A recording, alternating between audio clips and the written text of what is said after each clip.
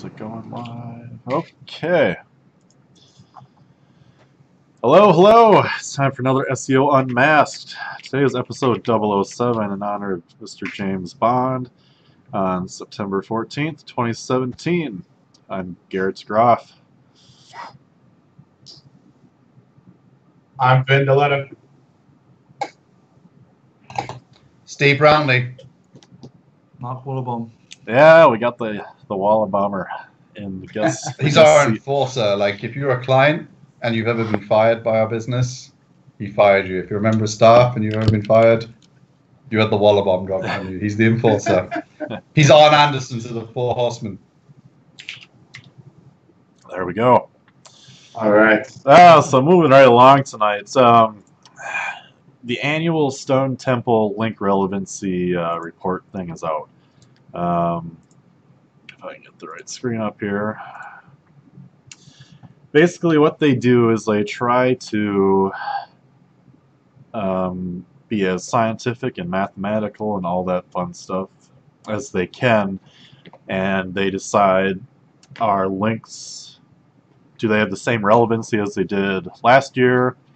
Are they getting more relevant? Have they become more relevant for rankings? And long story short, what they found is, yes, they are actually more important than ever. According to them, they use some cool terms like quadratic mean, Spearman correlation, score factor.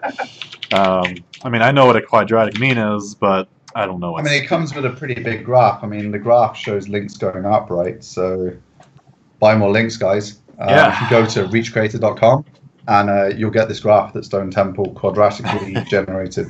So, quadratic links, reachcreator.com. What I didn't get about this report is where did they come up with that quality score towards the bottom? Did they explain that?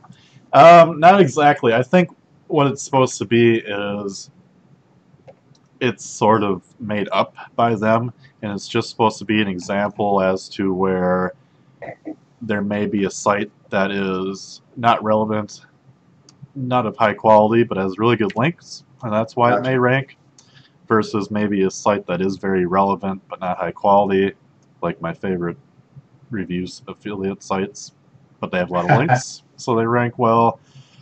Or maybe it's the other case of it's really relevant, really high quality, but they have no links and they rank well. I think they were just trying to use some dummy data to explain why you see some weird SERP results sometimes. And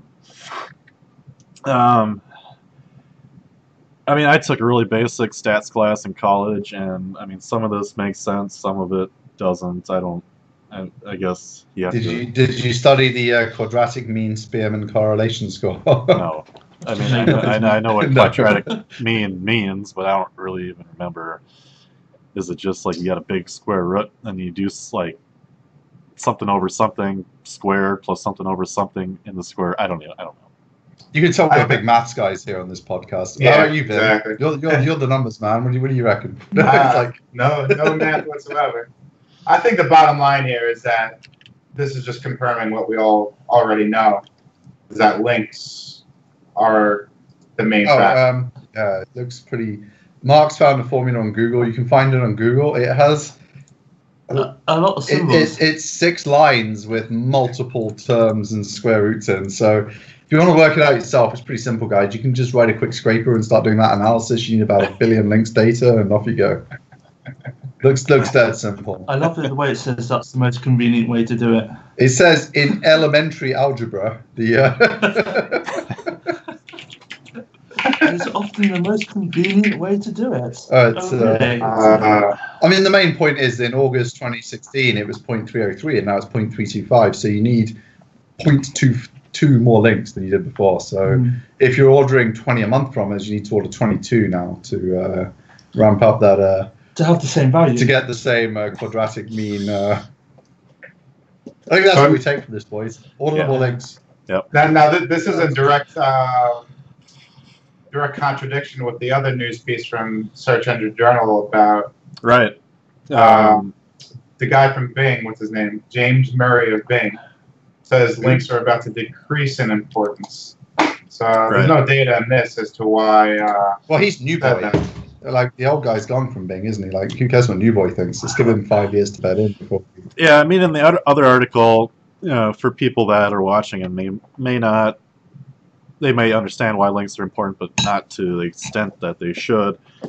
The whole idea is if you have a website, you want your visitors to stay on it. And the idea is if you link to another website and are willing for that traffic to go to another website and leave yours, it must be for a really, really, really good reason.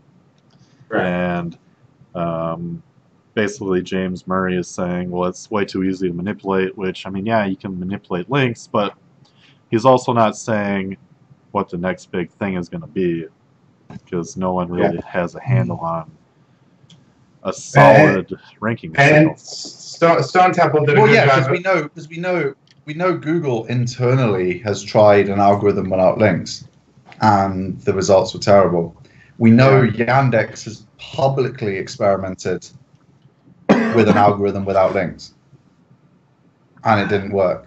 So we know at the minute the two biggest search engines in relevant markets, Europe and the US, have failed to replace links as the kind of core part of the algorithm. So basically what they're saying is that the value of a link is going down, they think, but still links are the only thing that works. yeah, they haven't got something else that's going to fix their algorithm. Google tried not to count them, and it broke the algorithm. I think the best part of this report here is their explanation as for why links are valuable and why the other two obvious signals can't be used as the main metric, which are social media signals and user engagement signals, where social media signals can't be used because they're a third-party signal that Google doesn't control. And user engagement signals, you know, they say it's a little bit messier, but I think the real reason for not using user engagement signals are they're much easier to gain than links are. So for me, that's like the biggest. Yeah, because we did some newsjacking during the. You guys probably remember the during the election cycle, the Cruz sex scandal. Oh yes. Right. Now, whether or not he did what he was supposed to do, we just injected some of our articles we wrote about stuff to do with it. Like, and we on Tech Function we wrote an article about. You know, the real Cruz sex scandal is Twitter's censorship, because Twitter was at the time allegedly censoring some of the tweets about it. And just by injecting content into the hashtag Cruz sex scandal hashtag on Twitter, we were getting huge engagement numbers. But our article was a load of nonsense. The whole story was probably a load of nonsense. But how many authority sites linked to us as a result of getting all the engagement? Zero, right? And you know what? So, I mean, authority links from real sites are still 50 times harder to get than user engagement, social engagement, newsjacking. It's too easy to get those other signals, so they're meaningless. The easier something is to get, the less useful it is as a measure. Yeah, I mean, the newsjacking thing works. I mean,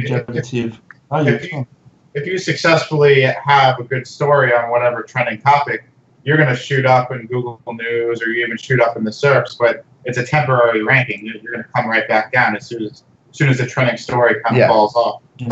So, and like you said, there's no lasting impact from high-quality links there. So if you're able to repeatedly, you know, find success in a newsjacking style strategy, you know, that's great, but I don't think that's a long-term strategy. Well, if user engagement and social signals were as powerful as links, then newsjacking would be the new links. Yeah, like, exactly. That's what you would do to get the links, because that would be the new links.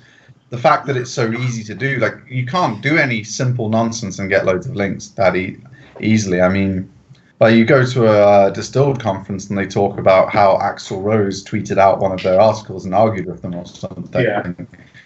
And they got like 300 links in the back of it. That's super not easy. Getting a bunch of random people to argue with you on Twitter is super easy. So it has no value in terms of the authority of your content. You can't use that as an authority signal. It's meaningless. Yeah, you know what? Easy is meaningless. I know the guys on the Google Web Spam team. They all have, you know, their doctorate degrees and master's degrees and what have you. But I don't claim to be smarter than them, but I really can't see any other signal besides the links for the foreseeable future that'll be the mainstay for ranking a site. other than relevance and you know, and small, you know, user engagement signals and social media signals, they're going to play a part. But the heavy hitter, I can't see anything else besides backlinks. Well, I think we all are hoping that they'll get better at understanding the content. That's true. Right. I mean, I think we're all like super hoping they keep improving in that area because I know they invest a lot in it. Yeah, but what about in a heavy? They're much better. What about in a highly competitive niche where you know you're going to have 3,000 websites with all great content? How do you rank something like that? Well, I think you'll struggle to find. I mean, if you want to post in the comments bin a niche where the top 3,000 search results have great content, I'll be surprised. Well, I mean, I think most niches you'll be lucky if there's 20 good articles in the top 3,000. I mean, there's so much scope to improve in the content we're putting out there as an industry, and I would love them to understand the content better and for that to become a bigger and bigger ranking factor. I mean, you should definitely. Yeah. But I mean, from our perspective, it makes it easier for good businesses to rank because good businesses don't want to put bullshit content out there. Right. Yeah, I mean, it damages their brand. Most of what word agents pushes is reverse engineering the existing SERPs to create content that'll fit in with what's existing right now. But I agree with what you're saying. We have to have the SERPs adjust to the good content rather than the other way around. You'd be leveling up, though, wouldn't you? I mean, you're looking at. I mean, I understand what you're saying because obviously you're looking at a query and you're looking at. I don't know, someone types in best donkey, and just as a random thing, and you're looking at seeing is this are all the search results for people who want to learn to ride donkeys? Are they for people who want to learn to breed donkeys? And let's say all of the top 20 are donkey breeding sites, not donkey purchase sites. Then your business who wants to rank for best donkey is going to be you're going to do an article about breeding. Exactly. But you're going to want to not just write a breeding article that's as good as the other ones. You're going to want to level up. Yeah. And I think it would be awesome if Google could understand the leveling up as well as the other signals better and better. And I think they're working on it. Yeah. And that's also where the old concept of siloing sections on your site comes back in, where you can have the donkey section on your site where you have the article on breeding and you also have the article on training and you also have the article on whatever, where you're showing Google, hey, I'm the guy about donkeys and about maintaining donkeys. I think that there's been a lot of testing actually where silos, they move the needle, but not nearly as much as they did. But I think if we go back around and focus on content as a ranking signal, that silos will come back in a heavy way.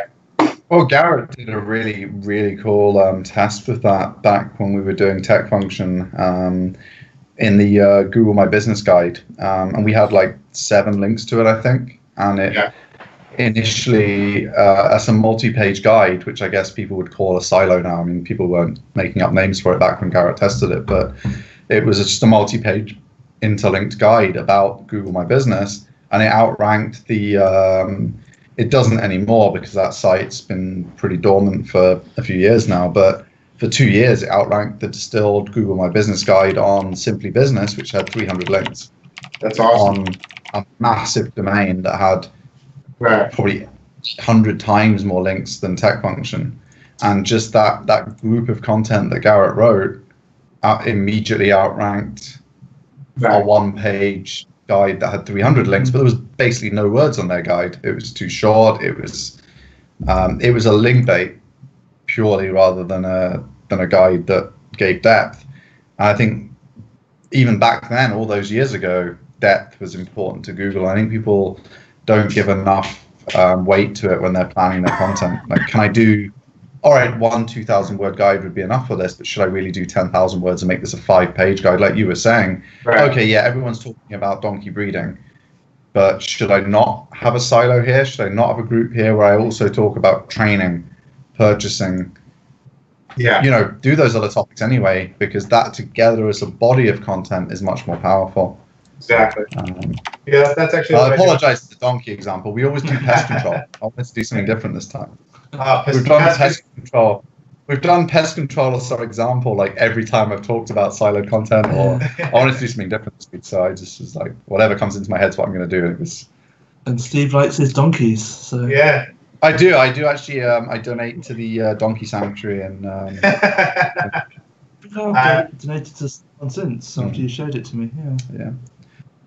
It's the Elizabeth. What's her surname? You know, Steve, I got messages rolling in. People in America are apparently quite fond of the way you say the word donkey. Excellent. Whatever floats your boat. Steve, I think you need to announce. You guys need to. Can both of you guys say donkey just so I can get how I'm supposed to say it? Can I get the American education section in? Donkey. Ben doesn't even want to say it. Yeah, donkey. I don't know. Donkey, New York. I don't know. All right, East side. Anyways, moving on. You know, everyone here is probably familiar. Equifax breach. I saw on Facebook today that their chief security officer had some really stellar credentials that were not exactly applicable to her job as a security officer, and I looked into it, and basically she has I believe a bachelor's and a master's degree in music composition. I'm not trying to go on the attack and say that she's not an educated security analyst or something, but She probably isn't. you know, Probably. It's not looking like it. Probably. Let's just say probably she isn't. you know, Depends on my like work history. her, you know, they Equifax has apparently throughout the day scrubbed her all of her like work history. They're just taking everything down. So whether it's I mean, even without knowing anything about her, when there's headlines like 15 million California residents impacted in data breach, Donald Trump's credit score leaked in Equifax breach. I mean, when they're the headlines, it doesn't matter That's not good. if you graduated with a PhD in data algorithm development or something. You still suck if these are the headlines. But you're getting. I mean, the BBC that's pretty reported cool. yesterday that some of their server passwords, username admin, password admin, like not just one occasion, and not just for maybe like some random employees, like actual sensitive stuff that you should be using password generators and all that shit, and not be using the default router password. I think what's shocking about it for me was, you remember back to the stuff with Citibank when they were suffering from a hack many years ago, and it was during the transition from when it was the old internet where there was modems and dial-up locations and networks were constructed more literally in your office. You had a bunch of dial-up locations that things dialed into instead of these more abstracted, secure systems. And they left a few modems that you could dial into if you happen to know the number and stuff like that. And you kind of move fast forward to today and find people not even setting sensible passwords. It's like some embarrassing breaches in the past still required a lot of skill from the hackers. Right. Like to find that modem, to figure out how to connect with it, what it did, where it was connected to. All that stuff they had to do was actually pretty tough. And now you've got people just leaving passwords open. It frustrates me. I mean, I'm not going to say that our system is unhackable. Right. Any of the websites we own are unhackable. I mean, But there's still basic precautions. Some sites we run are based on WordPress. You know what I mean? Like WordPress does have vulnerabilities, and all software will develop vulnerabilities over time. But there's things you can do to just not be insane. Right. We've been told for 20 years, is it, to not do such Not do simple admin. passwords. 1, 2, 3, 4 is your PIN number Exactly. at the bank. I mean, that's the kind of thing your grandmother does, not the head of security at Equifax, right? I mean, Well, they think that over 100 million people have been hacked because of that. You would think they would know better than 100 million. It's insane. My dad is It's unacceptable. compromised, but luckily, good luck opening a credit card in my name. Garrett, did you check if you were affected by it? Yeah, I did check. And at first, it was earlier in the week I checked, I think Monday or Tuesday, and it said like, okay, we're giving out our free credit monitoring report for those who are affected. I'm like, all right, cool, I might as well just sign up for that. And then I was reading the fine print. If you sign up for their free monitoring system, You waive liability? you waive liability. So I'm like, well, I'm waiting for the class action. And I just looked. I think that it's completely unacceptable to know you've done wrong. They've recently reworded it. So to trick the same people that you tricked by pretending to be a competent, secure credit reference agency in the first place, to then re-trick those people with waiving the liability is disgraceful. That's my opinion on it.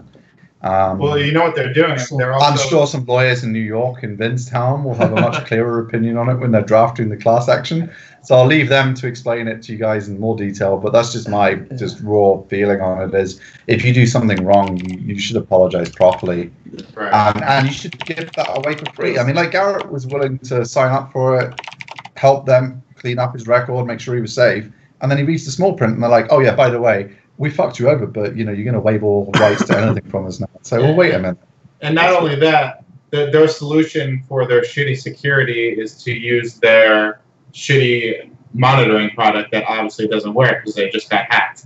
Why on earth am I going to want to use Trusted ID when? Well, no, they noticed that they got hacked. I mean, they monitored it successfully.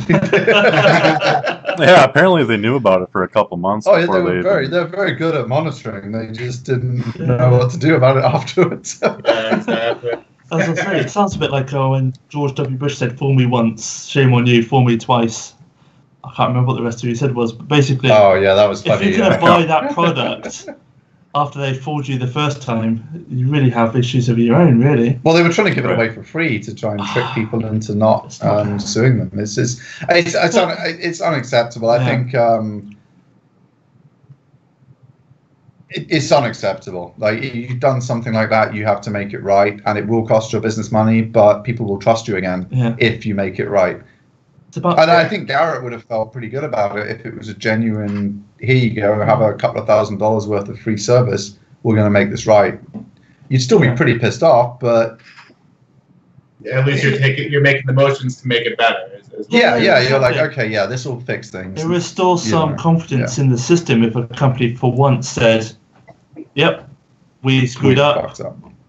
We'll make good on it, rather than, oops, we screwed up, it's not really our fault, have a free product.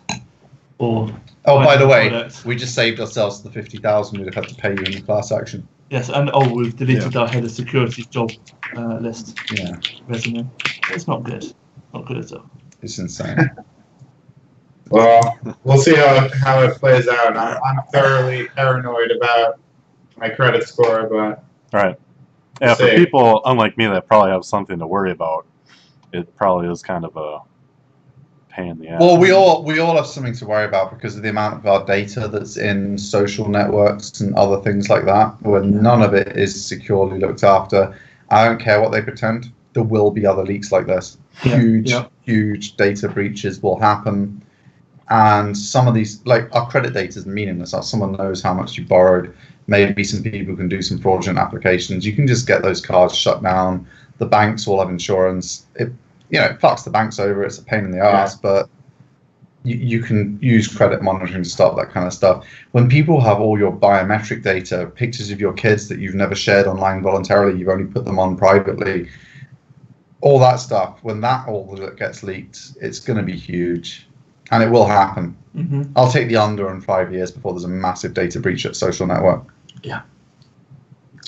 And I'm not counting like that adult dating site, because obviously they had no funding, no budget. Madison. Yeah, they weren't a huge business. They were doing the best they could with their budget. It was a small relative business. They made some mistakes, but it was a small business at the end of the day. I'm talking a big breach, one of the big 10 at the time. Yeah, Facebook gets hacked. Yeah, the size of Facebook, Twitter, Instagram. Right. I'm not saying one of those. I mean, I think Facebook are pretty competent engineers. I'll be surprised if it's them that falls first. But there's huge networks of loads of our data. I think one of them, in under 5 years, there'll be a scandal like this. And the data that gets leaked will be so much more dangerous to people than your credit file. We'll see what happens. It Because reminds me anyone of can the get your credit file. Any business that has a legitimate reason to do credit searches can get you to sign a piece of paper and pull your credit file. It's really not that secret. Any random person right now can't get all of your Facebook data. So when one of those breaches happens, it's going to be so much more significant and scary. Let's hope that doesn't happen anytime soon. I'm taking the under on. Time to lie on Facebook, guys. Oh, anyways, I think we found a little article about, I don't exactly know who Alex Cross is, but Cross, maybe S is silent. Seems like someone that had been relatively against Google AMP, the mobile index, for quite some time. For a lot of the same reasons most people are about Google, in so many words, just having a private database of everyone's website. But throughout the article, he kind of goes on and on about how AMP has transformed over the last few years, and obviously it's not going away. And ultimately, he wished he would have been more involved in it in a positive manner and helped form it instead of just bitching and complaining about everything he didn't like, and how he wants to now in the future be involved. So when changes like this do happen, you know, there's multiple opinions involved, and the whole community benefits it. I guess that's kind of what I got out of it. But yeah, and I did agree with him to a point, but then you take a step back and think what AMP was a lighter web. It was a web without ads. It was a web without aggressive JavaScript. It was a web that, like he pointed out, if you can access the internet quickly, you're privileged. Like, I mean, we were joking earlier. Like, we're at a Hilton for a conference, and I brought my own 4G internet down with me, so that I don't have to put off the hotel. You know, we do have privilege that we can access the internet quickly. Some countries can't, and AMP is a godsend for them. But I think it's wrong, his final conclusion that AMP was the only way that it could happen. I think as a community, web developers need to be more aggressive about building a good web. And we need to, you know, people that are trying to monetize their sites need to not be like, oh yeah, I can make an extra 47 cents every 1,000 visitors if I like slow everyone down to 8 minutes load time. You know, I think AMP forced something because things had got so bad, and it seems like a good solution because things had got so bad. But we have to ask ourselves why things got so bad and what we can do with future web standards to stop that happening again. Because we've all been on sites like where we're using our ad blocker, and you look at your block and it's like 847 scripts blocked on one page load. Yeah. It's like, who thought this was the way to go? We have to really make sure that when we look to the future, we look to a sustainable future where we don't have to have a whole new standard forced on us, and we don't have to have ad blocking forced on us. We have to think, how do we make stuff that people value, people will pay for, people won't mind our monetization methods. It's not about squeeze everything, you know, squeeze the blood from the stone until there's none left. It's like, how do you build something sustainable? And I think AMP was a great solution because people were going down an unsustainable route. And it's disappointing that it was necessary. And it's disappointing that he's right because there was no need for it. You know, I didn't get to read the entire article, but I was just talking about AMP with Garrett last night. And what I'm confused on is how is Google giving credit for the visits to the publisher, to the actual publisher? There's actually a study when people view content on AMP, they remember the publisher way less than if they visit on their own property. Like, even though the logo's at the top, the branding has less impact by quite a significant amount. So you're absolutely right. If you're a publisher, it's diminishing your brand. But it's being forced on you because you participated in a monetization scheme that led to the internet becoming unusable without ad blocking. I mean, you go to Bloomberg or something, and then some video's playing immediately when you land on there, and it's like, oh, that's a whole other. I'm on the train on my mobile. I don't want a video playing. You're lucky if it's just one. Yeah. One on the side. On big publishers like CBS or, you know, like all the big news stations, They don't even give you an option to pause the video. Oh, it's so annoying. It's in the sidebar. So I could be watching a news story on their website, and a separate video is playing in the sidebar for an advertiser. And they're so stupid that they haven't figured out how to wait until the main video is done playing to start playing the advertisement. But this AMP thing goes back to what we were talking last week. We were talking about Google stealing content with the featured snippets and the knowledge graph and all that. And I wasn't really up on the whole AMP situation, but this just seems crazy to me. I mean, a faster mobile internet sounds great, but not when you're not crediting the publisher or not giving the publisher the majority of it. Build a faster mobile internet for your customers without AMP. Make your pages load instantly. Don't abuse them with autoplay videos. Don't abuse them with 457 scripts on every page load. Just be smart. Yeah. You don't need AMP, but AMP is going to win. The guy's right, because the ecosystem became so toxic, people are responding to it. And in some parts of the world, as the person who wrote to him and prompted him to write that blog post pointed out, in some parts of the world, they can't even load the websites that we load because they're so heavy. Now, am I wrong in saying if your site is viewable on AMP, you had to opt into that, or it just happens automatically? No, you opt in. You build an AMP coded part of the site. Yeah. But the visitors and the viewers, they have no option to view it on AMP. They get automatically sent to the AMP. Yeah. There are some gotchas, like if people link to an AMP site, there's some change coming where people will be sent to the full version if they're not on mobile and things like that. There's some tweaks coming. It's a new thing. So at the moment, though, generally, if you make an AMP version of your site, the users will be driven to it if that's the most appropriate for their device. Yeah.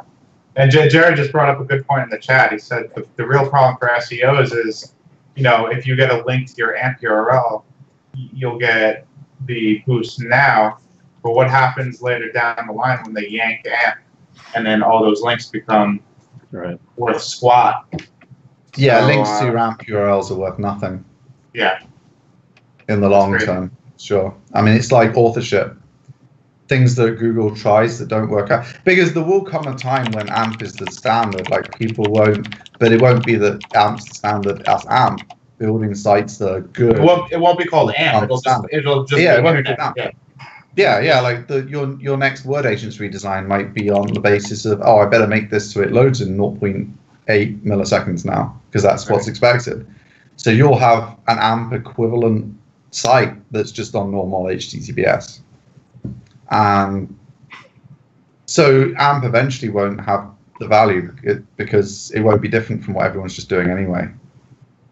I just feel like my online liberties are being constricted more and more and more every day with Google, especially as a digital marketer. This is scary stuff. I see the benefits, but as a publisher, this is scary. Well, did you not jump onto the authorship when it came out? I did a little bit, and I didn't get any traction. But I think that's why they axed it. It didn't really work. But I think you have to jump on things, and if there's a lot of publishers where they're jumping on AMP because it is going to make them more money in the short term, and they're just going to see what happens. I think you have to, even if you're morally opposed to something and you feel like if it's going to make you more money and it's going to work, if you're a publisher at scale, you just have to kind of go with it, I think, when it's something as big as AMP's become. Yeah. It still sucks. I can still stomp my feet about it if I want to. Well, we're not going on it anytime soon. Screw AMP. Screw you, Google. Next thing on the list here, I saw that Amazon is starting some sort of local associates program. I haven't had time to actually look into what the hell it is exactly. But it sort of seems kind of like a Google My Business page, but obviously it's within Amazon. And I guess that's kind of interesting as you see Amazon becoming such a household name that is the idea of so many people are going straight to Amazon for so many things that this is just another way to build on their monopoly, I guess. I don't know how to describe it, but I'm not an Amazon associate, and I know a lot of people shit on Amazon, but for me, everything they do is gold. yeah, I mean, I love the experience of Amazon, and it makes my life easier. But do you have a link to that, Garrett? this was just a screenshot I took. I'll try to find a link here. But I mean, really, yeah, it's I don't know. I think it's just Amazon capitalizing on things the same way Google's done for the last 2 decades. And I agree with Vin. You know, I think regardless of what people think about how Amazon's getting their fingers into everything and all that, I've never really ever had a bad Amazon experience in like 20 years.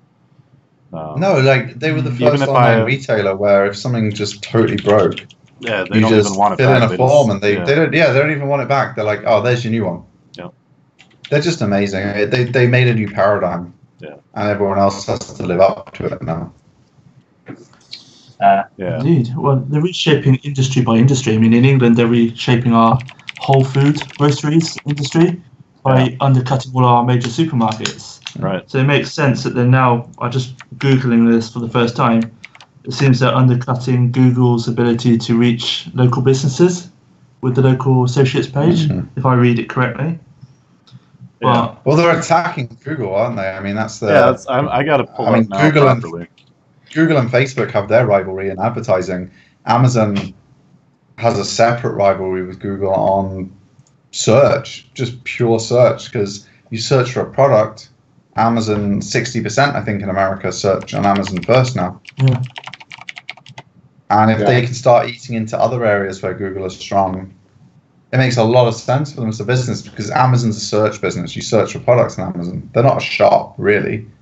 They're a search business, the same as Google. You buy products on them. Exactly. If Google's an information warehouse, Amazon is the product warehouse. So it makes sense if you're looking for products that Amazon want to nail the search engine for products.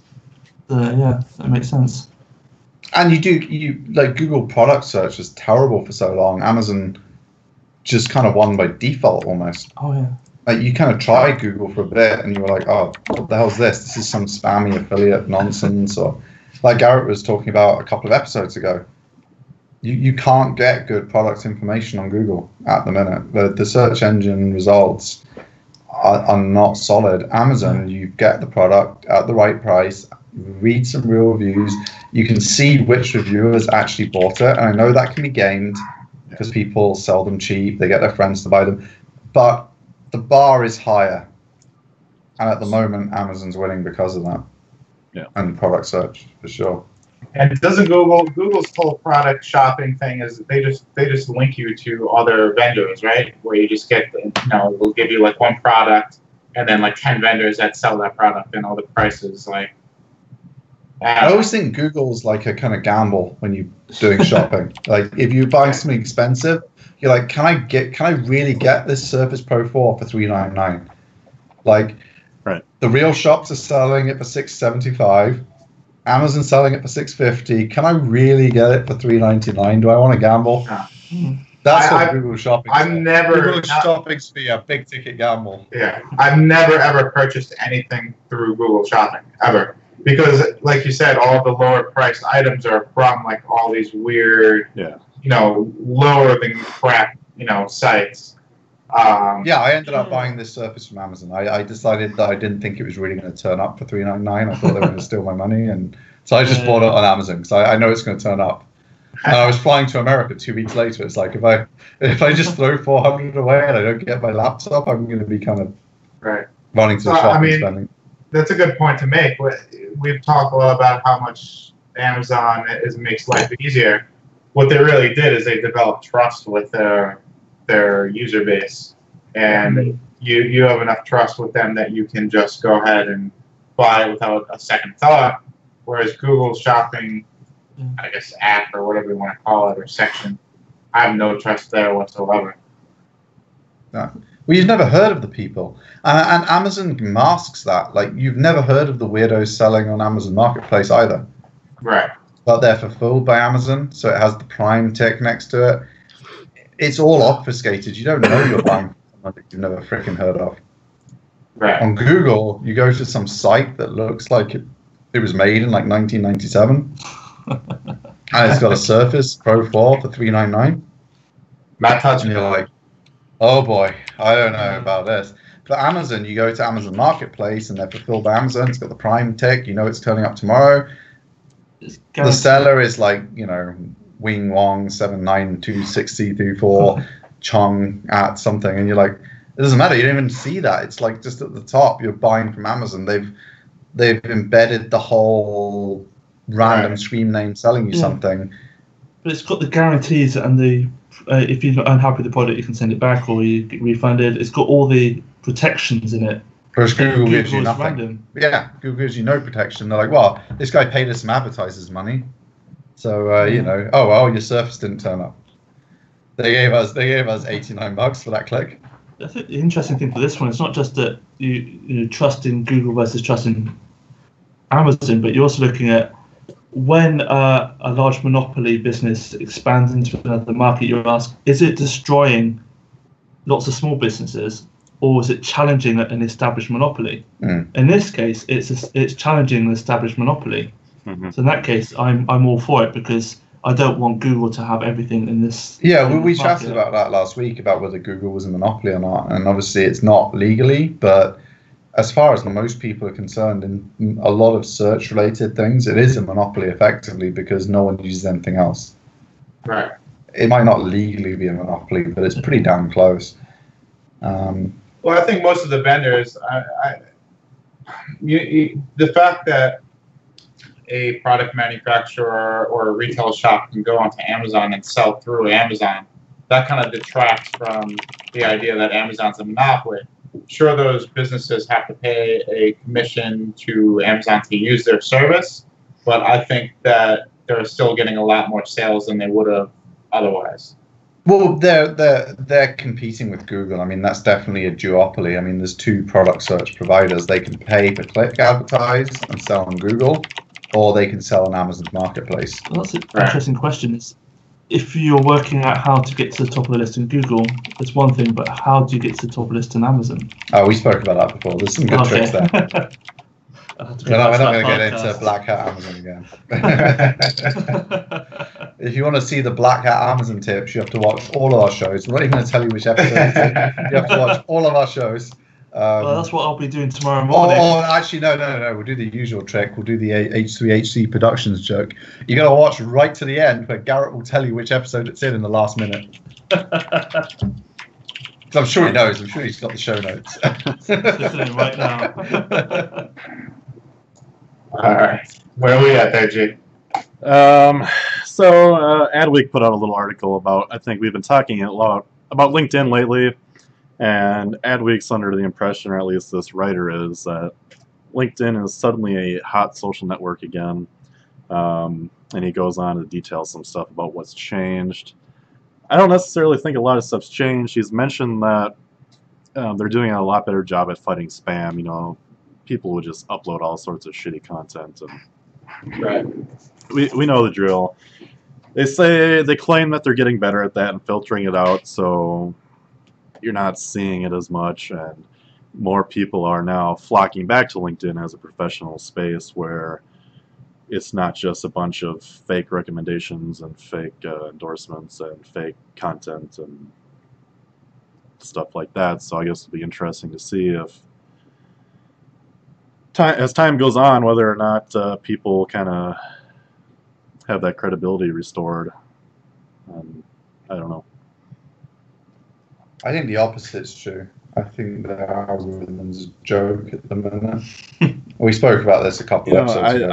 I just don't use it a lot anymore. The whole the link is in the comment. Like, so you basically, if you just go to LinkedIn now and write 2 sentences that don't quite say anything but might intrigue people.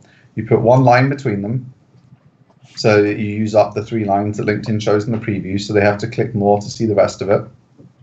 And then you waffle on for a bit without saying anything else, so they have to really read your proper article to see what's going on. And then you put the link in the first comment. So you don't even share an article properly the way LinkedIn intends.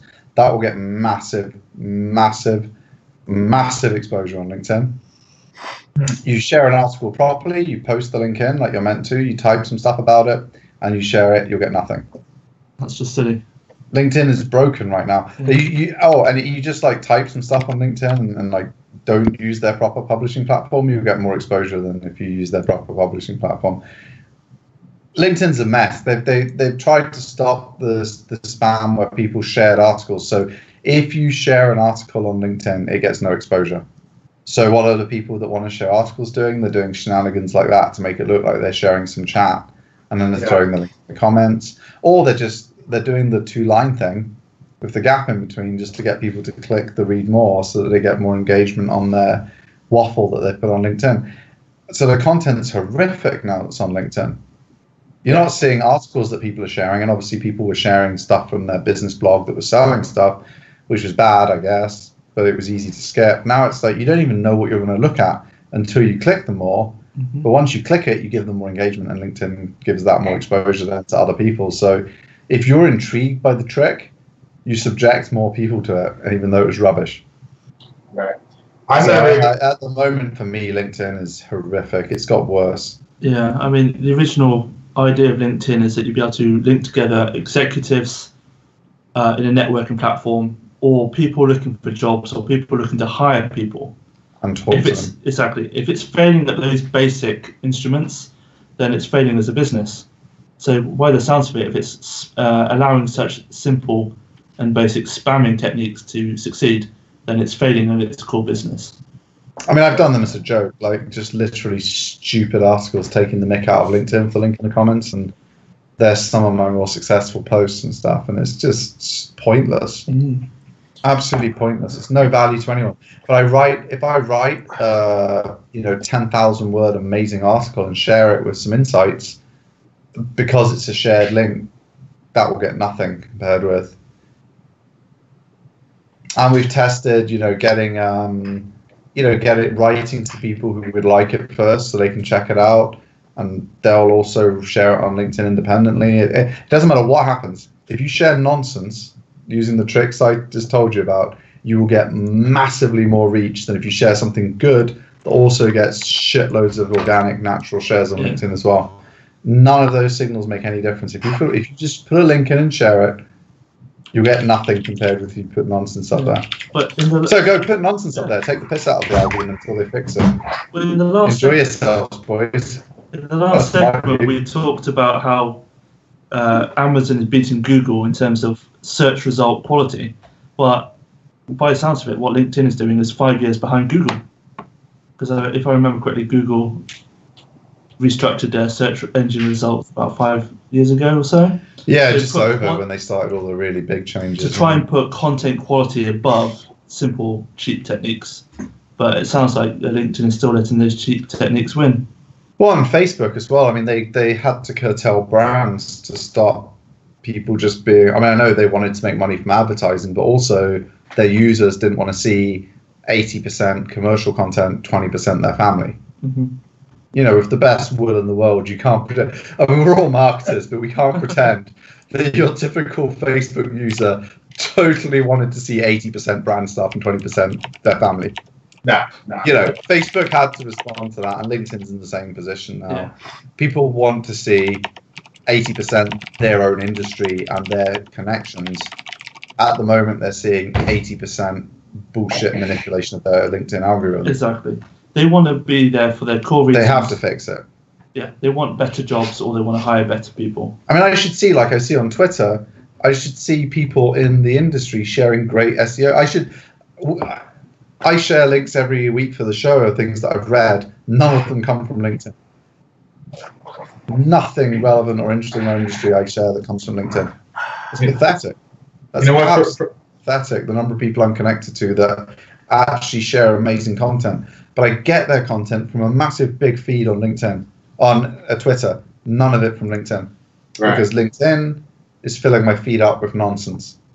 You know what, for word agents, I've never even... I mean, I've been like kind of running other online communities to get business, but for word agents, I've never gotten an order. I've never gotten anything through LinkedIn. And every time I'm on there, it's like I make a connection and I instantly have that LinkedIn mail in like 3 seconds. That's like, somebody else is trying to sell me something. So my experience has always been that it's just sellers trying to sell each other things that they don't need.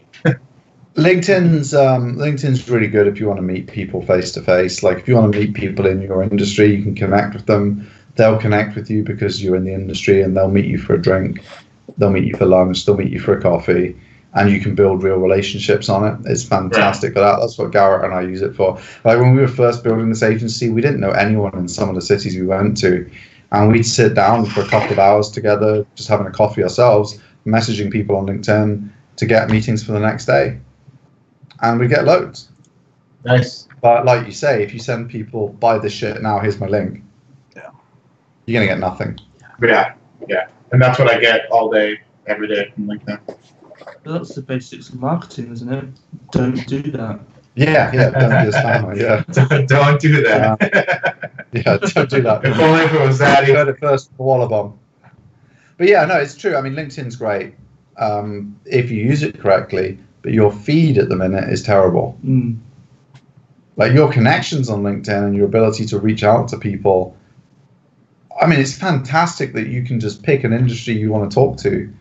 Like I was trying to write a book a while ago before I decided that we were going to go in a different direction in the business. I was like started to write a book about law firm marketing because I kind of got really interested in it because a couple of our clients were doing some really interesting stuff. And so I connected with hundreds of lawyers, and I was able to get interviews with them and spend time with them over coffee and stuff like that. And it was only made possible because of LinkedIn, because I could find them and just immediately be able to connect with them and engage with them with a reason why I want to connect with them. And it's kind of difficult to do that, like by email, because you've got their gatekeeper in the way. With their LinkedIn, it goes straight through to them, and they're like, "Oh yeah." I really like that story Steve told me about this lawyer he spoke to in Vegas who was doing a thing with jelly beans that was like getting, that's literally the story I used because this lawyer, she was doing that with like filling up jelly beans in all of her like potential clients' offices and stuff. It was like a really cool story. I was like, I want to hear more stories like that. Has your law firm got anything to tell about what you've done that's kind of fun and interesting? And people who had a fun story connected with me and told me it. And that wouldn't be possible by email because their gatekeeper would be like, the hell's this weirdo talking about jelly beans for? Right. But the actual person who runs a law firm is like, oh, that's a kind of cool story what someone else was doing in this industry. Let me talk to this guy. And so LinkedIn does have a lot of power, but your feed is terrible, and they've got to fix that. So as a professional network, it works. As a content marketing, as a social network, as a social media site, they have massive flaws because their feed's terrible. As a professional networking site, I think it's great. On a personal note, I'm kind of glad you didn't write the book because I think you might destroy my comma button if I had to edit that. Oh yeah. Mark edits, and apparently I don't. You know how to use commas, so yes. Apologies to any of you who've read my content on Medium and LinkedIn. It probably has no commas anywhere. So. On his keyboard, the comma button must be the least one button. It's broken. Look, there's not even. Oh, there. That's your excuse. Like someone's pulled it out. This. It came from Microsoft like this. Microsoft, you need to put the comma button back in the Surface Pro 4. That's why we hired Vin. He takes care of that for us now. Yeah, that problem with Vin. In all fairness, he knows his commas. He puts them in though. His writers don't use them. Vin puts all the commas in himself after. Yeah. That's exactly right. Has LinkedIn fixed their messaging system yet? Like no, it's still that slow. It lags like. So yeah. That's the only reason I won't even log in because I cannot stand it. Like you're typing a message and backspace. 2 seconds later. Try to delete. You can't mass delete all the spam. You got to delete one email, delete an email, and it takes like half an hour to delete 30 messages. I can't even contribute. That really winds me up because Facebook literally has written a JavaScript framework for social media networks that's super fast. So if you're on the LinkedIn dev team and you're watching this, it's called React. Facebook's written it for you for free. It's open source. You can just use it. Super fast. All those problems will go away. Like, stop reinventing the wheel, guys. Just use React. Facebook's pretty good with that shit. They got some pretty sick messaging apps, and people really love them. So, React. I mean, it's not like Facebook are keeping it in-house proprietary. They've given the fucking shit away. They've built the framework. You can just use it. Steve, this version of you, I'm going to call Sassy Steve. This is Steve when I'm at Brighton SEO and we've been drinking today. I don't know anything about towels, but I'll call you Sassy Steve. Eric Towels Savage. Anyone who wants to see the old stuff, just Google Eric Towels Savage poker-spank.com. Those are the old days, man. Oh, my brother has the poker spank tattoo on his shoulder. Even though the website's gone. The website will come back though, apparently, someday, he says. One other thing I saw over in Adweek, I think a couple of weeks ago we were talking about Procter & Gamble wanting to like cut $2.4 billion in ad spend on digital mediums because they were starting to get worried about the transparency and how their brand was being perceived when getting just placements were really screwed up and all that kind of stuff. But they've come out again and said, unless media buying companies start doing a better job, we're just not going to even get advertised. And I think to me it's a testament of, you know, huge brands advertise for a way different reason than, say, if I'm doing a Facebook campaign for a plumber. Like, what's one of P&G's brands? I can't even think. They make Band-Aids. Let's just say they make Band-Aids. Like, I don't know. You guys watch Mad Men. There's that episode where Harry Crane's doing media buying for some company, and he places it. There's one instance where he's doing for Maytag, and their slogan back in the day was like the agitator or something. And he put the commercial right in between some show where in the 60s, you know, the kind of during the beginning of the Cold War and shit, like there was some criminal on the TV show called the Agitator, and he was a Russian spy or something. And obviously that pissed off a lot of people. Like, why would Maytag be calling themselves the Agitator when there's this Russian that we hate? And I'm not saying that media buyers are doing the same thing to Procter & Gamble, but just, I guess there's a lot of slipping up across the board, and it's taken a pretty big notice, especially to someone spending that much money. And it'll be interesting to see if they totally just walk away or really limit their ad spend. Well, it's like with a lot of the stars on big social platforms, influencers and stuff, like PewDiePie. I mean, he's super entertaining. We all love him. His show's great and stuff. But when he's like doing a live stream and dropping the N-word and stuff and then doing a kind of half-assed apology afterwards, it's just not acceptable, and it doesn't gel with anything a real brand wants their brand to be associated with. So you can't advertise on his show. And if you're part of a programmatic buying company that's just, oh, we're a gaming brand, so we want to be on gaming channels, so we're going to be on PewDiePie, you're letting your advertiser down by placing the ad there because he's not in sync with your brand. And I know a lot of the YouTube stars are kind of moaning that they're being censored, they're forced to behave and stuff. I mean, Frankie Boyle was kicked off a whole TV channel in the UK for his comedy. Like, he's a comedian. He's a straight up comedian, and he's controversial. His whole stick is pushing the boundaries. But it wasn't just a case that he got demonetized. He got straight up kicked off the TV channel, like off of his show. Everything was gone.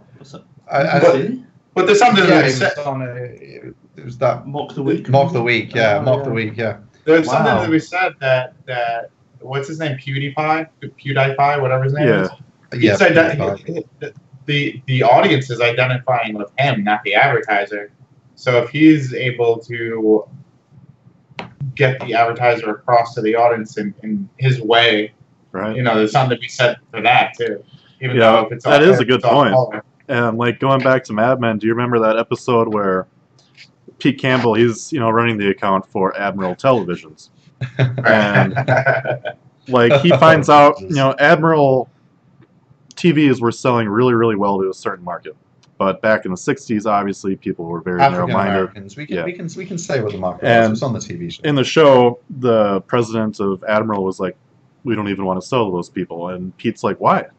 You can make millions and millions of dollars. It's your biggest market. Nope, don't even want to do it. And they just walk away from it. And it's like, well, you know, Pete just did his job, kind of like PewDiePie is indirectly doing, like you said. He's found this whole new untapped market.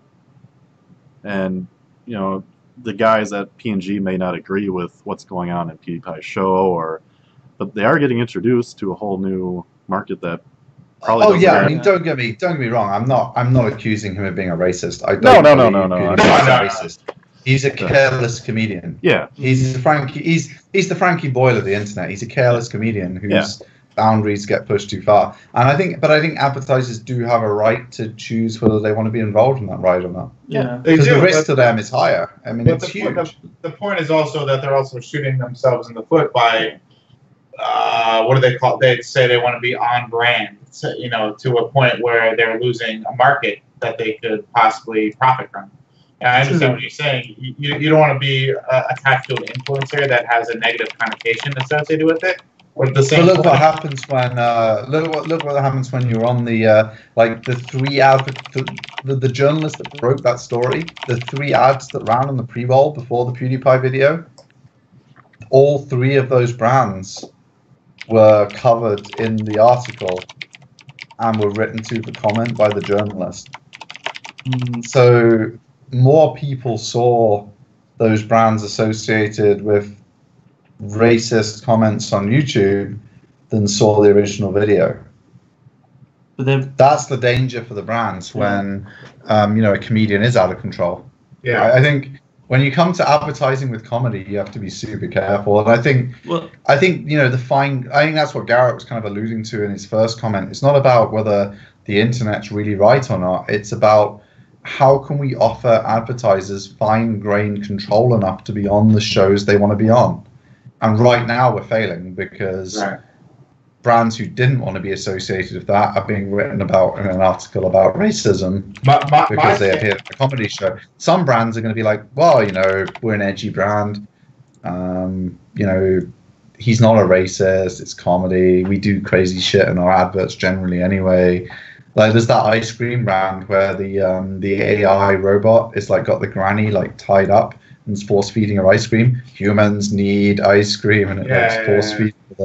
I mean, that's kind of weird, creepy, dark advertising, and some brands are totally down with that.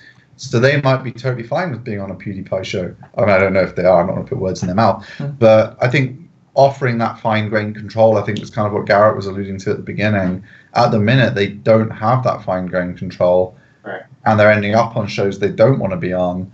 And until they can be confident that they're on the shows they want to be on, they're supporting the creatives that they want to support, it's tough for them to say, okay, yeah, we'll spend 2.4 billion, and we don't know where it's going to be. I mean, I know. To make that decision, you know?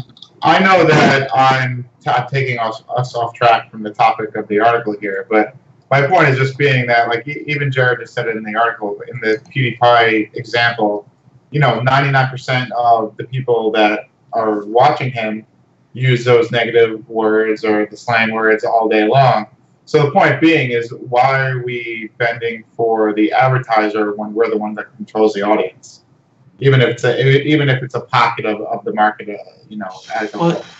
It's a tough question. Well, it's a tough question. You don't have to, but for the advertiser's point of view, they're looking at, I could get X amount of millions from his audience, but how many X millions would I lose from the people who don't like his shtick?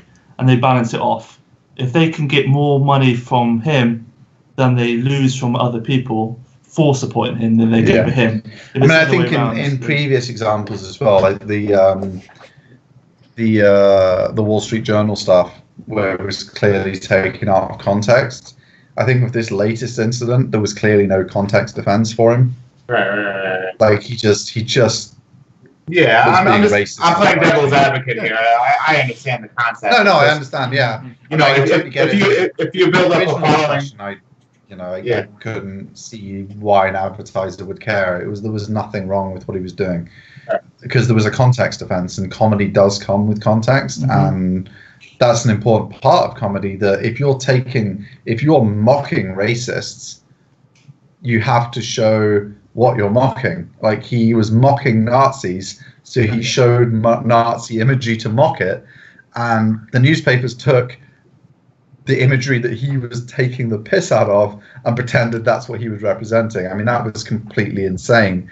But when he's just on a live stream saying racist things, there's no context or comedy there. That's just something that advertisers have got a legitimate right to not enjoy. Yeah, it's a paradox of social media, so to speak, or live. Oh yeah, I mean, we all make mistakes. I mean, you know, none of us have never said anything offensive ever. I mean, I'm not saying everyone who's watching has definitely said something racist ever or whatever. I mean, but we've all said something that would contravene a social norm at some point. Like maybe you know, 60% of people that are watching have enjoyed a sexist joke they saw on TV that Frankie Boyle told once, or 40%. You know, like there's all different lines we can cross, and we've all, I'm sure, made a mistake in a joke or something that we've said before in a different situation. So I'm not having a go at PewDiePie. I'm just saying that I think advertisers need to have more control over the choice about where they place their content, and I don't think you have a right to make money just because you're funny.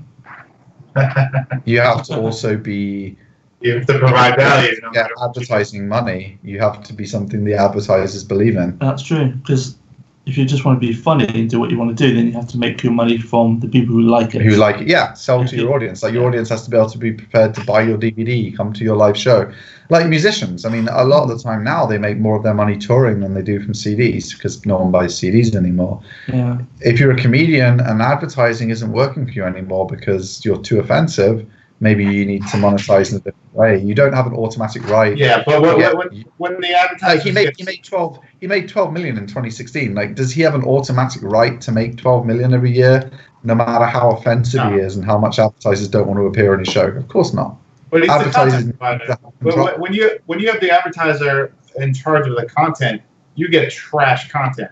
And the perfect example is absolutely. The perfect example is the Batman franchise in the 90s when they went from the Michael Keaton Batman to the Schumacher Batman to sell toys. And we're seeing a repeat of that now with the whole DC universe, where you go from Christopher Nolan to, and it's 100% because the advertiser is in control of the content itself.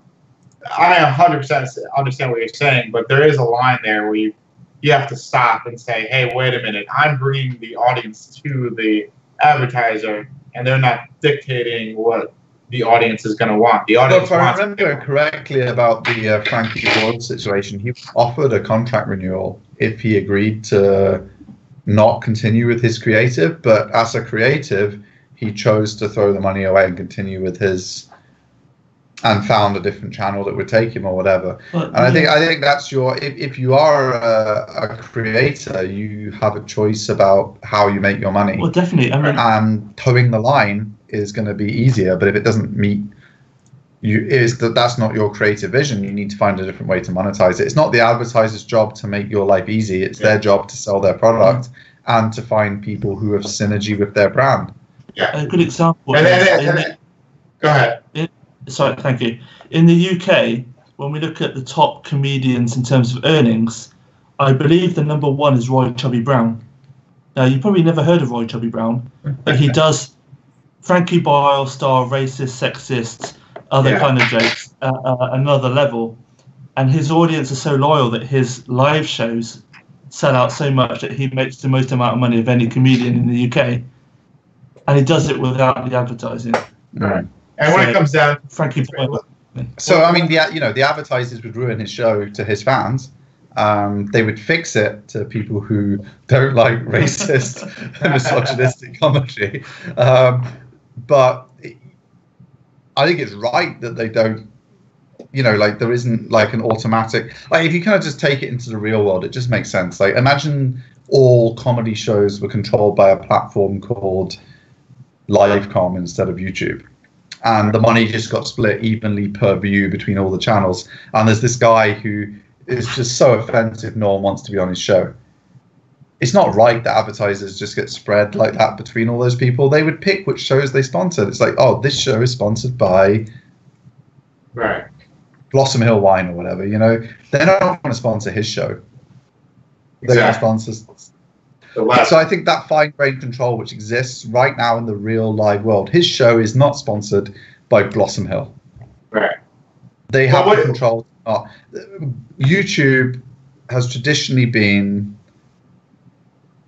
equal between all the creators. They made a lot of money. I mean, at one point they were getting $25 per 1,000 views, some of the creators. Then it dropped to 10, 8, 3. Now some of them are getting 1. But it was equal between all of them. It didn't matter if you were saying the N-word every 5 seconds or you were doing all great stuff that people just loved because it was clever. Oh, you had a stupid cat. Or you had a stupid cat, yeah. Like, you were just getting the same. And I think the advertisers are right to want something different from that because they want to support the creators that have synergies with their brand. And I think it's right that Google's trying to find a way to do that. Now, they haven't achieved it yet. I 100% sympathize with the YouTube creators that are frustrated right now because the first step is a knee-jerk reaction. It's like, okay, we have to pull the ads from certain types of content. We have to do it immediately because we're getting destroyed in the press. We have to keep the advertisers engaged until we find a solution. There wasn't an immediate solution to, oh yeah, everyone just gets the same per view, basically within reason, based on what the clicks are worth, to, okay, yeah, now there's this whole categories of content we can't show ads on. That's a really difficult technical solution to bring in overnight. Not even Google can do that, and they're the smartest in the industry. But there has to be a solution, and I think there'll be more fine-grained controls.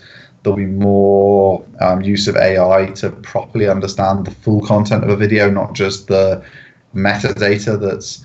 Because I saw it was on InfoWars. They were talking about how they just changed the title of one of their videos, and it went from demonetized to monetized, just from changing the title. It depends on the So I think Google's going to have to get better about understanding the whole content of the video, not just the metadata, because that kind of thing, people are just going to take advantage of that. They're going to talk about misogynistic topics, but they're going to put why I support women in the title. They're going to manipulate it to get their money. So I think Google's got a lot of work to do. Yeah, you nailed it on the head before, but when you said synergy, there has to be a synergy between the advertiser and the publisher, where maybe GoPro is not the right advertiser for Pewdie. How do you say his name? PewDiePie, whatever his name. I say PewDiePie. It's PewDiePie, whatever it is. But maybe Well, he says it like this. He's like, "Hey, it's PewDiePie." So, that's how he says it. I think you need to do that voice again, though, man. Just so we. I don't think I can. Everyone wants to hear Sassy Steve say PewDiePie. Yeah, Sassy Steve. It's broken me. Doing that once has finished me off. More wine. Yeah. I need another sip of this red stuff. It seems like a perfect time to move on. Yeah, let's get off this. Yeah, let's move on. Last little piece of news we got this week is last Friday after our show, that was on Thursday, obviously, Barry over at the Roundtable was reporting on a update, and I know we keep talking about these updates and how they're really not updates, but most of the SEO world or forums, people were freaking out saying, oh, traffic down 75%, oh, my traffic's up 30%. I saw it this weekend. I jumped by maybe like 50 visits a day over the past 3 days. So, what did the volatility charts show? They jumped, right? Yeah, up on the 8th. What was that, last Friday? Yeah. AccuRanker was at just under a 10, almost up to 12.5. Rank Ranger, nothing significant, but SEMrush was up quite a bit, about tripled in volatility from Thursday night to Friday. You know what I saw? I saw a jump, a change up in secondary keywords for specific articles. So the long tail keywords that you're not really targeting. I saw a big mix up in those. But as far as rankings for the target keywords for various pages, not much of a shake up at all. If anything, the traffic went up. Yeah. I mean, my take on general updates in terms of what we're going to see is we're going to see most of what we're experiencing is going to be on the long tail, because that's where Google's investing most of their money at the minute. RankBrain is a long tail AI system for understanding what words mean, what sentences mean. So you type a question in, it converts that into a shorter search that gives a narrower thing. So we're going to see a lot of stuff in the long tail destroyed, because you might have, you know, best battery for waterproof torch or something might be a search keyword. But in reality, the fact that the torch is waterproof might be irrelevant to the battery performance. So Google might realize through RankBrain and AI that just best battery for torches is the correct results to return, because those articles aren't gaming Google. They aren't throwing in some random modifiers. They're the actual deep articles they want to return. So you might find that you used to get traffic for best battery for waterproof torch, but now there's no traffic for that. Google sends it all to the rankings for best torch battery. And so I think in the long tail is where we're going to see the most consolidation and the most change, because as RankBrain understands more and more queries, it shortens more and more queries, it directs to the right results and more queries. The long tail is going to become much more complex. So I think what Ben was saying is 100% what you'd expect from an update, because that's where Google's investing a fortune at the minute. I mean, RankBrain, I don't even want to know how much money they spent on that so far, and it's an evolving technology. I mean, it's going to be amazing what they're doing, because it's a huge change in what they're doing. It was always about how do we get the best results for this set of words. Now it's about, are these even the right set of words, or is this just what the users typed in? Let's understand what they really meant, because we already know we've got the best 10 battery sites listed. If all they need is the best 10 battery sites for these 900 different queries that mean the same thing, let's just shorten them all down and give them that result, because we already know this is perfect. Right. So I think that's where the long long tail is going to see so much change. It's unreal. The long tail is going to be mad over the next 5 years. I can't wait to see somebody like Stone Temple or whoever tear apart RankBrain and see what they can deduce from their own tests and studies, because that's something that hasn't been done yet. And I think the SEO community in general has kind of just overlooked RankBrain as a ranking factor because they don't really understand it yet.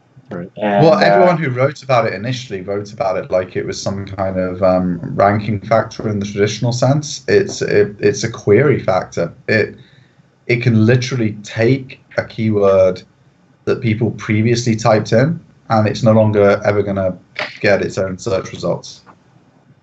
Google will understand it to mean something different and return a different set from their database. That's not an improvement, though, is it? It's a huge. Well, it can be an improvement. Like if the fact that the torch is waterproof is irrelevant, then why would having the word waterproof on your battery reviews make any difference? Right. Google was making a mistake before, letting people add best battery waterproof torch in their title and show a page, and maybe their battery reviews aren't as good as just the general torch battery reviews page. Right. So what you're saying is that there doesn't need to be 20 different variations of the same search when there's already one article that's ranking, and it's a super intelligent version of their first. Their first attempt at this was stopping you from doing best cheap Viagra, best cheap Viagras, just best semantics. cheap Viagras. It's being able to take semantics. People put that into one page, didn't they? Now it's like, okay, there's more than just plurals and different variations. There's concepts that are the same, and RankBrain allows Google as a search engine. The search engine for the first time understands concepts, and the examples Rand gives. And I know we kind of tease Rand a bit, but he plays around so much of this kind of stuff. Like you type in a movie, like, oh, what was the movie where the little girl does blah blah blah? RankBrain understands that and returns the correct IMDb at the top of the results. I mean, that's what RankBrain's doing. It's not. No one has the movie where the little girl did blah blah blah, and on their page. And if you do, that won't show up anyway. Google already knows the right movie to return. That's what RankBrain's doing. It's changing the people who are doing long tail. If you're doing long tail, you have to do long tail that's genuinely useful and something unique. If your long tail is just making words up for the sake of it to build, you're going to be eaten up by RankBrain, because RankBrain's going to understand what the user really wanted and give them the right result. And the old long tail, you would have literally made a page, the movie where the little girl, blah, blah, blah. Well, that's not the page. the Panda updated that too. Like, you know, the Panda algo. Panda was the first one. Panda was the one that killed best Viagra's now. Best Viagra's with a misspelling. So all the misspellings Panda. Yeah. You're not gonna have a separate article anymore on your page for each variation or for each long tail that is basically the same shit, because that's now within content. But now what RankBrain does, the next step further, it understands context. So yes, once it understands context, it can compare a group of articles that are similar but might be targeting various long tails and pick the best article or the best link or the best page or what have you out of that group, even though they're targeting various long tails about the same thing, and you get the best result out of all of them. Which I think is good. It picks the best search results that they have for what it thinks you mean, which is different from how it worked before. Before, it picked the best search results they thought they had for the words you typed in literally. So now it tries to understand the words you put in. It's like, for what I think this person means, what is my best search result? So it doesn't. It's not a core update. And I mean, I'm basing this purely on public statements by Google and information that other people have read in their patents and stuff like that. So there's a lot of conspiracy theorists that are going on about RankBrain being bigger than this and doing other stuff. For a publicly listed company that could make a lot more money if they pretended they'd done things they haven't done yet, I'm going to go with Google probably is fairly close to what they've achieved so far on this. Yeah. What they have achieved is amazing, because like those movie examples are straight up amazing. It understands a ridiculously abstract search query and gives you the right movie. Sure. And not some page that just has some weird words on about it. Like, you would be moderately satisfied by that. Like, if this top search result was, what is the movie where the little girl blah blah blah blah blah, and you clicked on it and you got the result, you'd be like, okay, this wasn't too bad from Google. But if it actually just straight up gives you the IMDb of the right movie and it's got none of those words on the page, that's amazing. Right. And that's what Google's moving towards. And that's what we need to be moving towards when we're planning. We got a question from our chat here. Trevor wants to know, Steve, do you think that RankBrain and user intent go hand in hand? Just for Steve. And he's frozen right now. Nice 4G hotspot you got there, Sassy Steve. Yes. I mean, because it's entirely based. Am I not here? Now you're back. Now you're back. Okay. You're back. My answer is yes. I mean, because obviously RankBrain's entirely user intent based. Like, they're trying to give you the answer to the question that they think you have. The way a human would answer it. Like, if I asked Vin, what's the movie where the little girl, I don't want him to go, the little girl with the, I want him to say, oh yeah, that was this movie. You know, and that's what Google's trying to do. So it's 100% user intent based. 100%. So they're almost making the search conversational, is what you're saying, where it's... Oh, it already is conversational. Have you not tried it? Like, do a search and then ask a follow-up question. Like, especially in health. Health's where it works the best. Try... I'm trying to remember the one I tried, because it was ages ago now when this first came out. Like, it was to do with heart health or something, because we were doing I did it. All right. What is the movie where he's a bank robber from Star Trek? And I'm talking about Chris Pine and his movie Hell or High Water that came out last year. And the #1 result was Hell or High Water. So RankBrain works. Nice. Cool.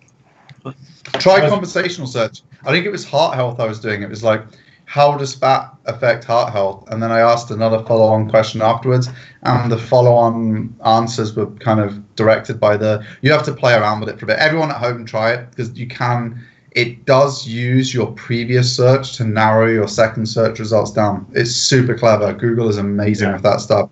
And that's all RankBrain. It's all AI-based, understanding what you've searched already. We've shown you these results. These didn't answer your question. You've asked another question.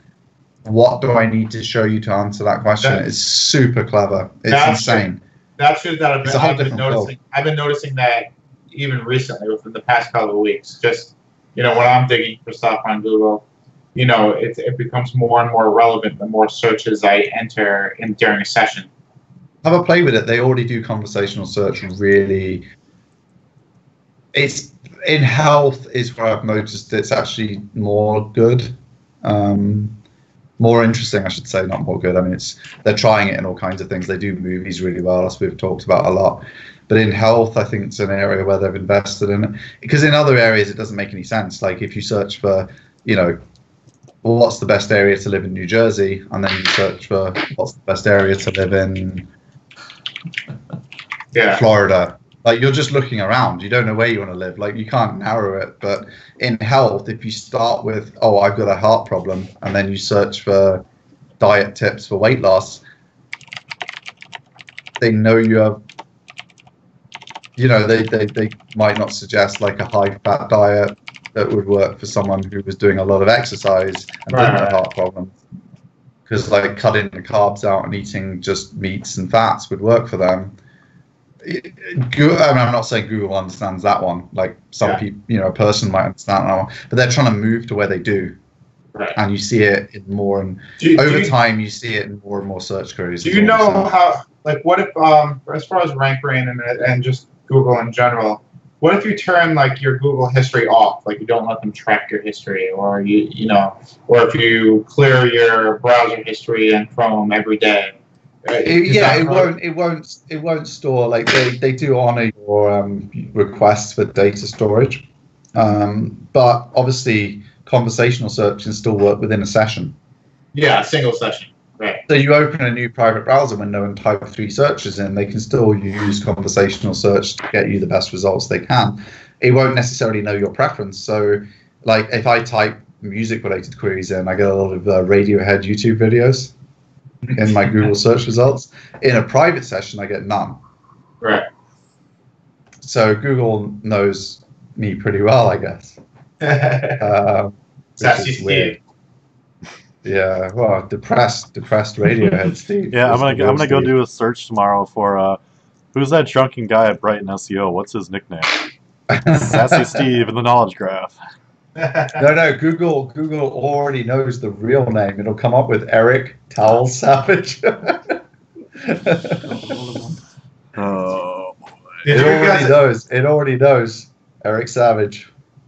Did you guys ever look at the at your personal Google account's voice search history? You know that there's a setting on Google that if you don't turn it off, it's like recording you all the time, and then you could go into the history and see the like little snippets of the recordings. I had like on your phone or on a browser, and it was free. Oh, on a browser. If you have an Android phone. Is it just Android? I thought it was like if you're using. No. Like your computer, like unless I guess like if you have a Surface tablet or something like that has an enabled mic, like just on your regular computer, you generally not mic plugged in. Have you? I mean, does your desktop have a mic plugged in 24/7? I don't. Not mine. But mine does, but I turn all those settings off, so I don't have to worry about it. But yeah, I saw what my. Is it just in Chrome or what? You know what? I had clients ask me about this where they're like, Ben, I checked my Google history and they have like, you know, terabytes of audio data, you know. The Wollabomb doesn't want to do a live reading of his recordings. No. Yeah, I always thought it was just on phones and tablets. But the only stuff that mine had was from Android. I didn't have anything from desktop at all. Given that my OK Google doesn't work, but if I swear at Google, it works, I dread to think what my yeah, he's probably got like 87 fuck you Googles on his... It's the only way it works. I mean, I wouldn't be surprised if we're still being recorded, because, I mean, Mark Zuckerberg came out and said... Well, we're definitely being recorded. He takes, like, the microphones and the cameras out of his laptops and shit. Because someone caught him, like, why do you have a piece of tape over your camera? It's not, the laptop's not even on.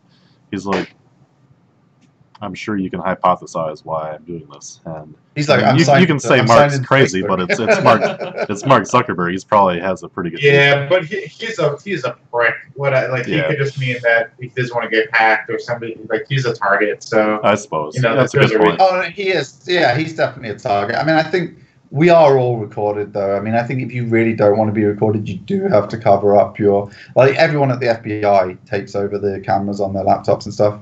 Not every single one of them.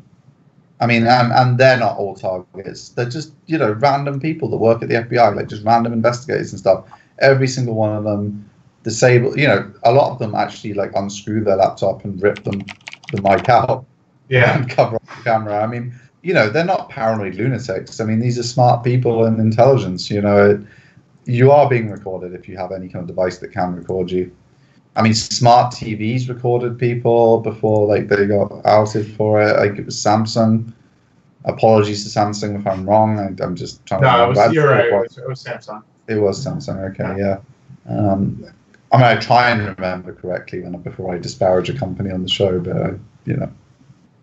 But yeah, you are being recorded. If there's a device that can record you, it's recording away. And it will be used against you in court one day. Mm-hmm. I love the Mafia Museum, actually, in Las Vegas. That was actually my favorite quote from one of the guys that got caught.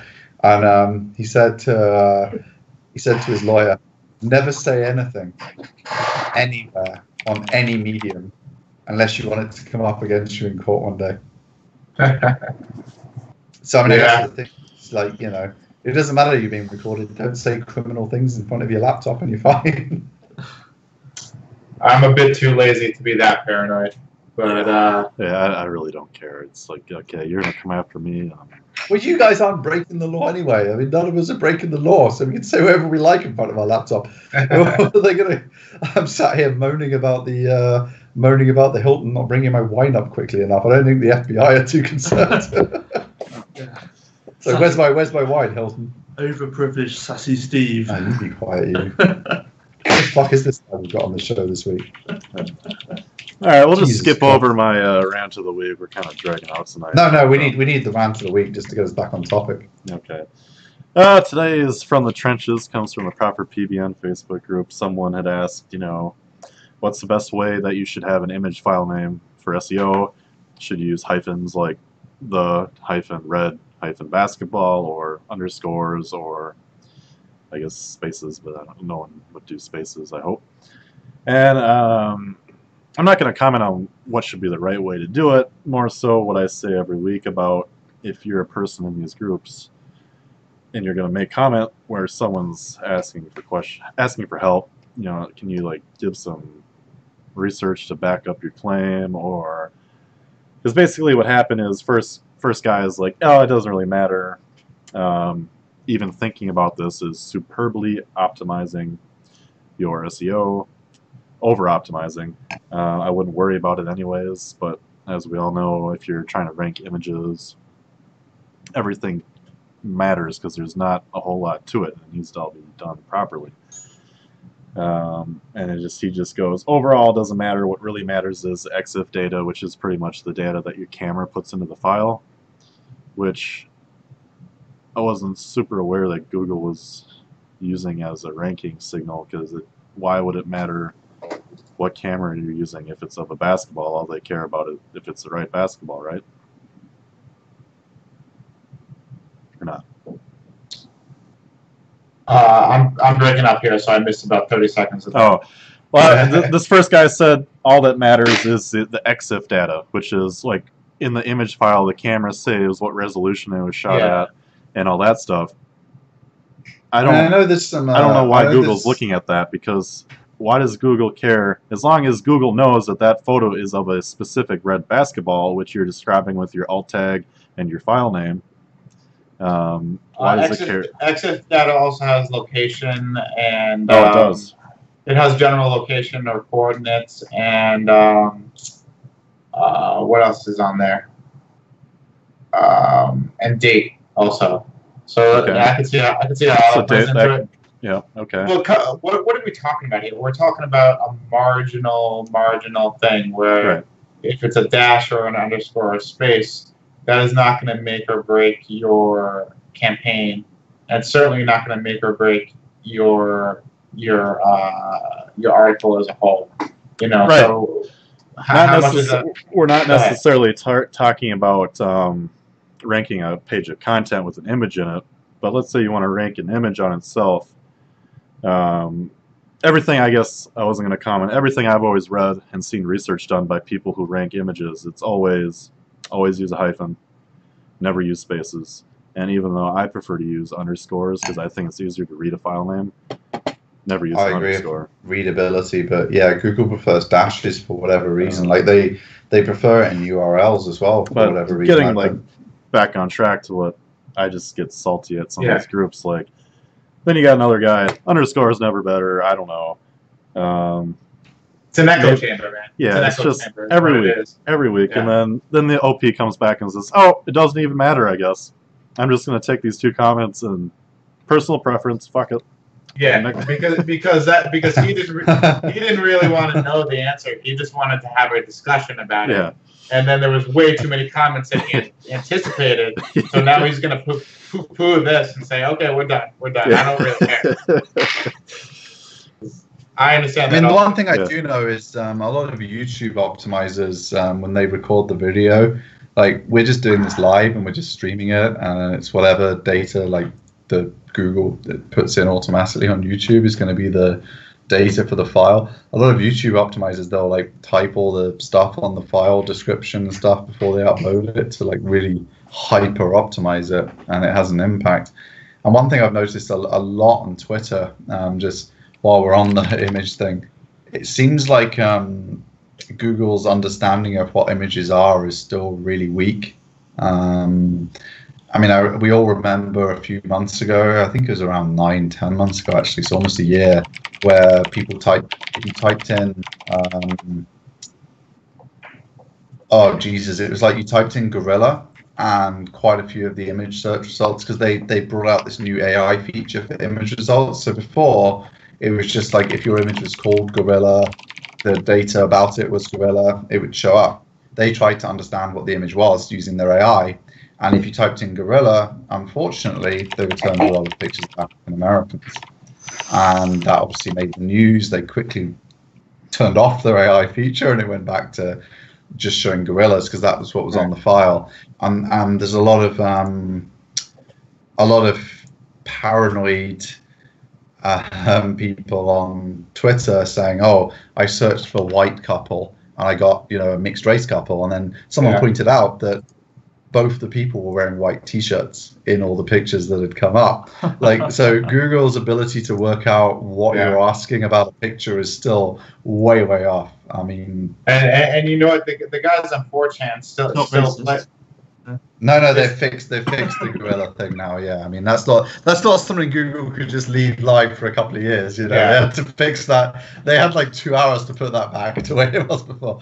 But I think they don't understand pictures yet. I mean they're understanding words really well. Right. When it comes to pictures, you have to just give them as much information as you can, and you have to give it to them in the format that they want you to give it to them in. And if that means every time you take a picture, going back and editing all the data from the camera, uploading it, doing everything you can to give Google more information, then you just have to be boring and do it, because that's your goal. That loophole is still there, though, because on 4chan, those kids do that shit all the time. Here's the white couple one. Wow. But you'll notice the African American couple, they're wearing white T-shirts. Yeah. And also so Google thinks that's what you're asking about, the color of the, because like the some of the data for that image will be white T-shirt, and so it's picking up the keyword white and couple wearing white Nike T-shirt or something, and then that's what's coming up. It's a couple of years back, you could type in failure, and what showed up was a picture of George W. Bush. Yeah. Well, that's an accurate search result. What they do is like they go on 4chan. Fool me once, shame on you. Fool me twice. Well, you're not going to fool me again or something. Yeah, I guess Trevor Trewecka is going to be doing some testing, so I'm excited to see that, because that'll be super cool. Obviously, I just have some pretty basic experience trying to rank images, and then Jared had some good points too that I didn't really think of myself. I guess that camera data, like shutter speed, like you mentioned, the type of flash used, can help predict the quality of the image, which ranking factor. So I guess if you're using your BlackBerry 1 from 20 years ago and versus the iPhone X or whatever, probably better to rank. Well, I imagine they're going to prefer, you know, those Android devices if they're they're better Google supported cameras. I'm sure they're going to be the ones that They're not biased at all. yeah, I'm sure, you know, because everyone knows Apple doesn't, people who take pictures on their iPhone, you know. Yeah. All right. Let's see if that comes up in the data. That'll be cool. Steve, I see you want to review a VPS service.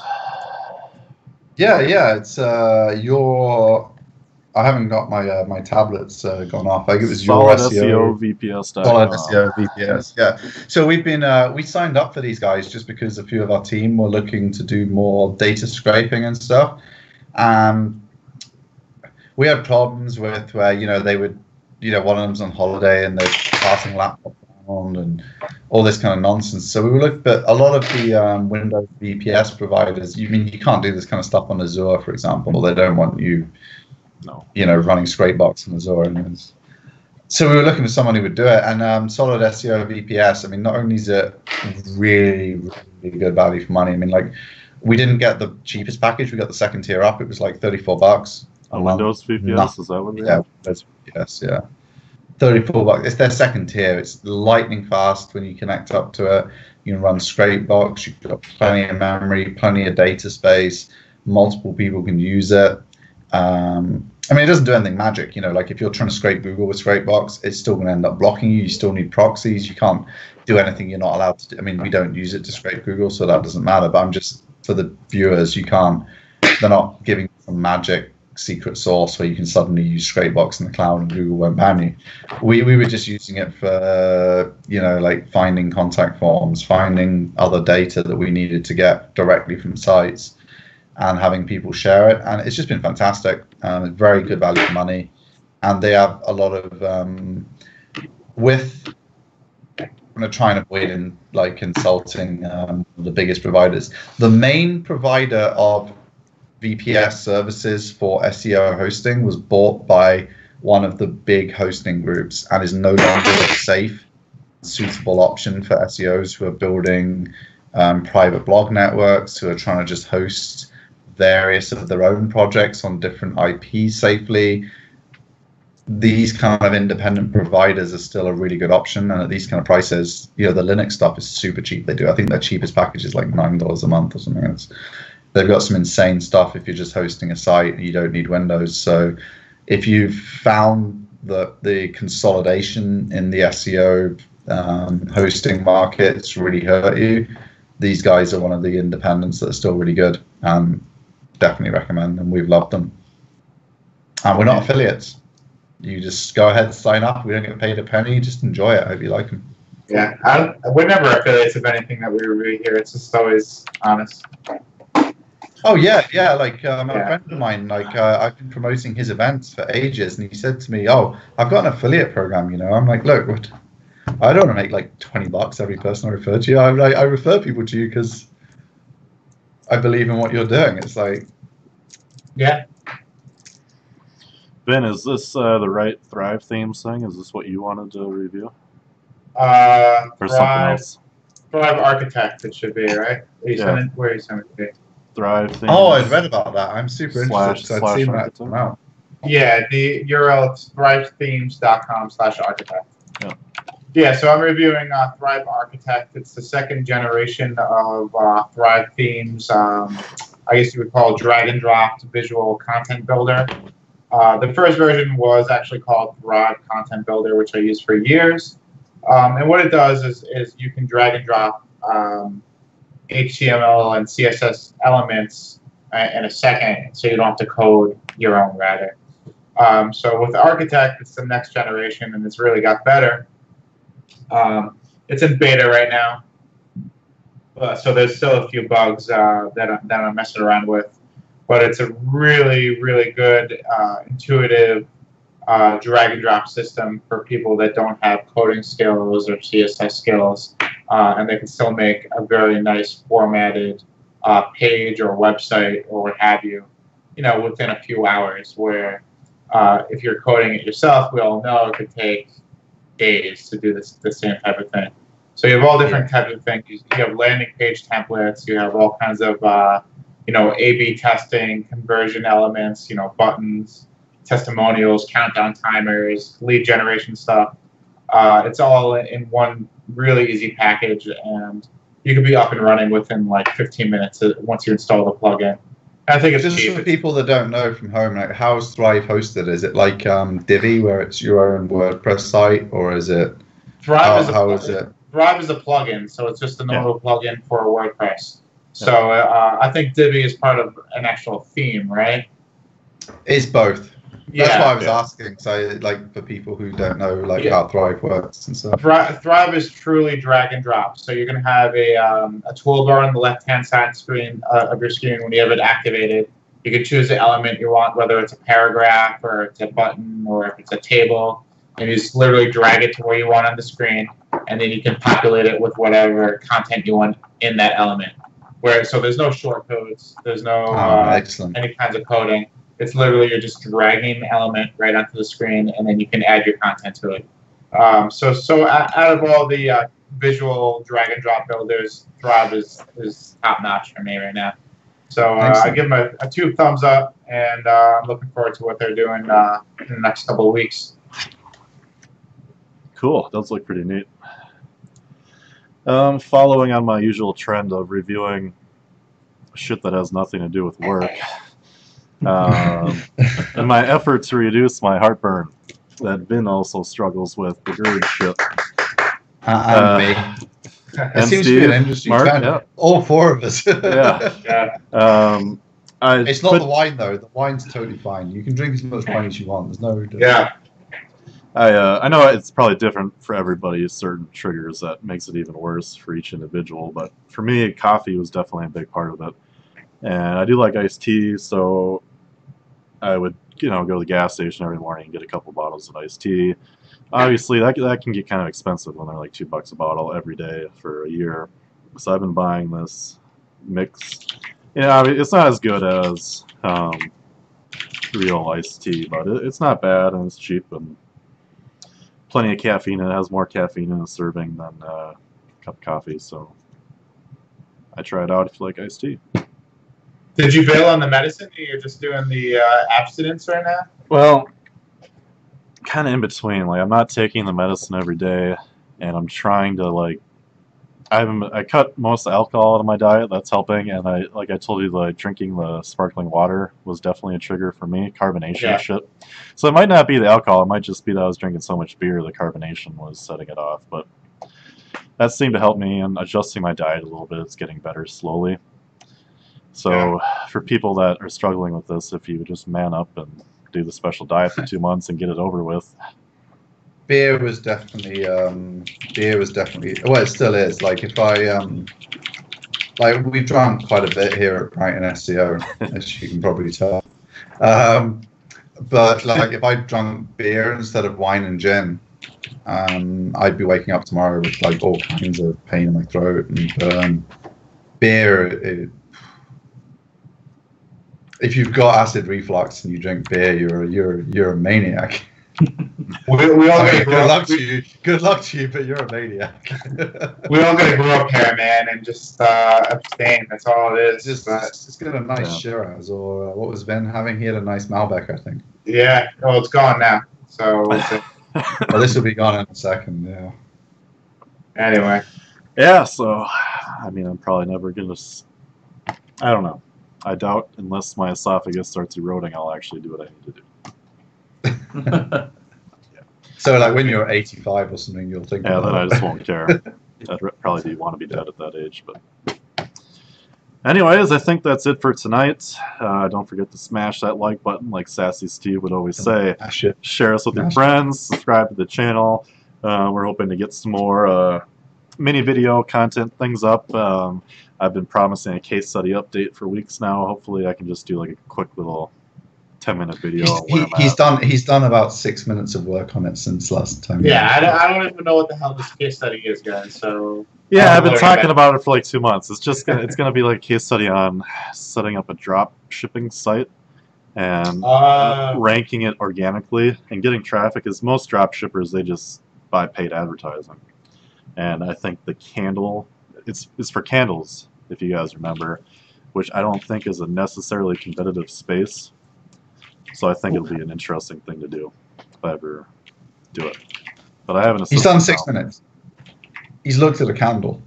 I bought a candle even. It smells Yeah, really you good. bought a candle. Smells Wow. very nice. It's the first step to a good case study. Yeah. That's Anyways, actually yeah. This is a good candle. On that note, guys, we're done. Yep, we're done. See us. We'll be We'll see back you next week. next See you Thursday next at week. the correct Take time, care, 7 everybody. p.m. Eastern. See you then. Yeah. Bye.